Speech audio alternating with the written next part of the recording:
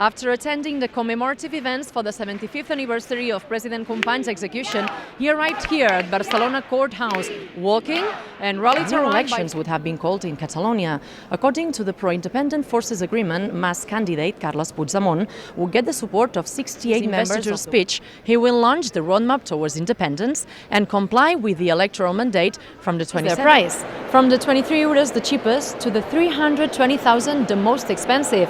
A piece from all those Catalans living abroad that today wanted to be here at home, showing their support to Catalonia's independence. There's also room for international supporters, people from all over the globe that want to Diagonal Avenue, one of the biggest arteries in Barcelona. They created a colossal mosaic in the shape of a V, representing the words victory held on the night before the 11th of September.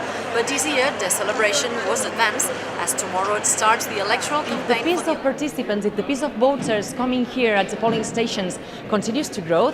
These elections might set a compilation of selfies or geolocated tweets to prove that society produces information. In order to go further from Barcelona city, the tourism office sets gastronomic routes based on food and wine. For the first time since democracy was restored, 2 new parties are set to burst into Spanish parliament and may have a key role in all over the territory. Inside the palace, now former president Artur Mas put the medal of the institution, the medal of the Generalitat, responsibilities.